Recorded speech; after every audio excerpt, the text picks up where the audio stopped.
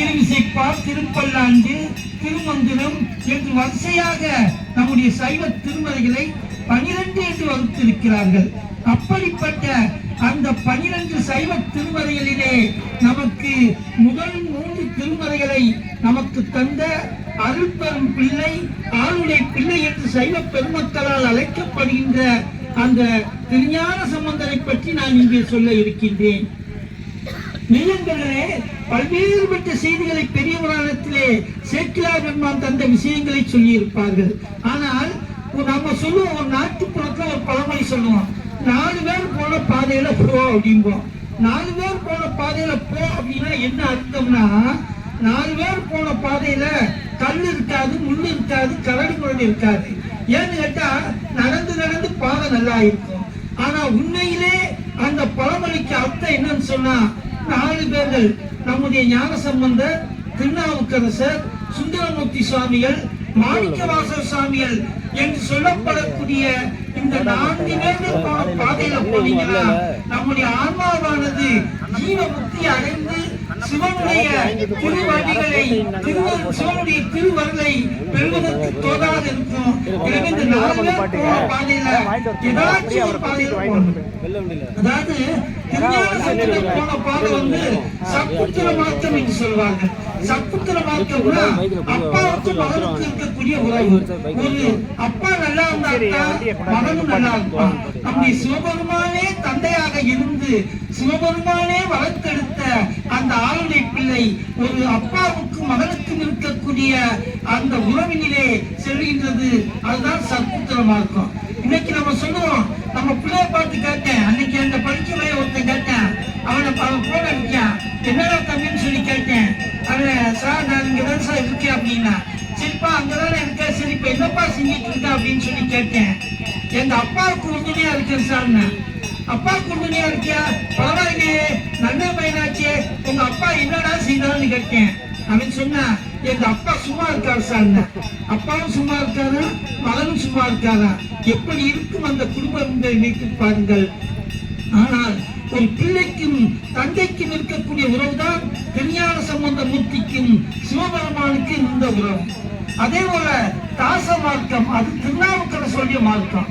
தாசம்னா தொண்டு செய்தது, தொண்டு செய்து சொட்டு செய்து இறைவனுடைய திருவடிகளை அடைந்தவர் நம்முடைய திருநாவுக்கரசர். கையிலே ஒரு உலகார பணி செய்யக்கூடிய அந்த ஆயுதத்தை வச்சிருப்பாரு.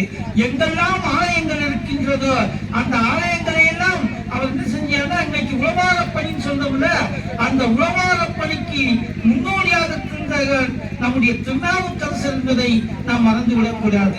நம்மளாம் கோயிலுக்கு போறோம், நம்ம கோயில் நம்ம சுத்தமா இருக்கமோ இல்லையோ, ஆனால் ஒவ்வொரு கோயிலும் ஒவ்வொரு ஆலயங்களும் சுத்தமாக இருக்க வேண்டும் என்பதை வலியுறுத்தியவர் நம்முடைய திருநாவுக்கரசர் சுவாமிகள்.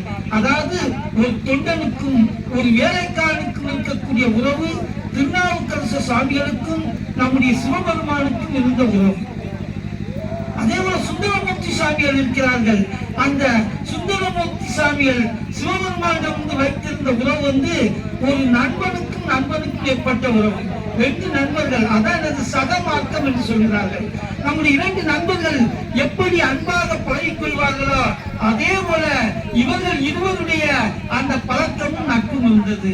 அதாவது இவருடைய மனைவிக்காக வேண்டி சிவபெருமானே தூது செல்ல வேண்டிய ஒரு அற்புதமான சக்தியை படைத்தவர் நம்முடைய சுந்தரமூர்த்தி நாயனார். இதைத்தான் அண்ணகிரிநாத சுவாமிகள் சொல்வார்கள், பறவை மனை மீதிலன்று ஒரு பொழுது தூது சென்ற பரமனரு